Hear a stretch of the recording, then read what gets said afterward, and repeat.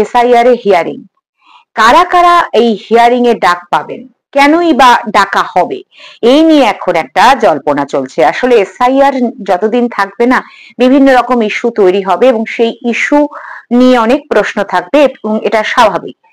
তো এমনিতেই 4 ডিসেম্বর পর্যন্ত এনুমারেশন, 9 ডিসেম্বর হবে খসড়া ভোটার তালিকা প্রকাশ এবং তারপরে তালিকা সংশোধনের কাজ চলবে। এরই মাঝে 9 ডিসেম্বর থেকে 31শে জানুয়ারি পর্যন্ত এই হিয়ারিং এবং ভেরিফিকেশনের কাজ চলবে। তারপরে 7ই ফেব্রুয়ারি হবে ফাইনাল লিস্ট। এবার এই ফাইনাল লিস্ট নাম যতক্ষণ না উঠছে, সেখানে কমিশনের যদি কোনো দ্বন্দ্ব থাকে সেইগুলো বা কোনো তথ্য নিয়ে যদি কোনো ধোঁয়াশা থাকে, তবে কিন্তু এই বিষয়টা চলবে। এবার কথা হচ্ছে কাদের এই হিয়ারিং এ ডাকা হবে। 2002-এ যাদের ভোটার লিস্টের নাম নেই, তাদের ইয়ারও চাইলে ডেকে পাঠাতে পারেন হিয়ারিং। সেক্ষেত্রে 12টি ডকুমেন্ট যেগুলো মানে বলা হয়েছে, তার যে কোনো একটি দেখালেই মিটে যাবে সমস্যা এবং নাম ফাইনাল লিস্টে চলে যাবে।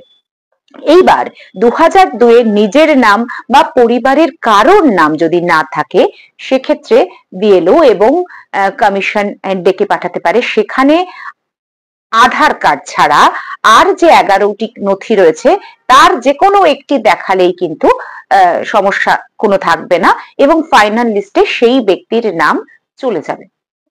এই ছাড়াও কিন্তু অনেক রকমের টুকটাক সমস্যা হচ্ছে, যেমন কোনো ব্যক্তির যে নথি যে দিয়েছে, সেই নথির সাথে যদি কমিশনের নথি ম্যাচ না করে, মানে কোনো একটা ভুল তথ্য হয়ে যেতেই পারে, স্বাভাবিক সেটা, সেক্ষেত্রেও কিন্তু কোনো সংশয় তৈরি হলে কমিশন কিন্তু সেই ব্যক্তিকে ডেকে পাঠাতে পারে।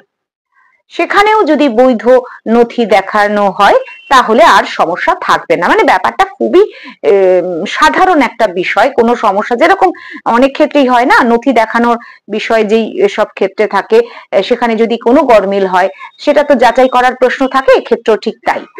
আর অনেক ক্ষেত্রে দেখা যাচ্ছে ফর্ম ফিল আপের সময় যদি কোনো ভুলভ্রান্তি হয়ে থাকে, সেক্ষেত্রে যদি কোনো সমস্যা বা বিএলওর বুঝতে প্রবলেম হয়, তখন কিন্তু বিএলও বা কমিশন ডেকে পাঠাতে পারে। মোদ্দা কথা হচ্ছে, আপনার দেয়া তথ্যের উপর যদি কমিশনের কোনো মানে সংশয় জাগে, তাহলেও কিন্তু কমিশন আপনাকে ডাকতে পারে। এই বিষয়টাই কিন্তু এনাদেরই হিয়ারিং এ ডাক পড়বে, আর অন্যদের কোনো সমস্যা নেই।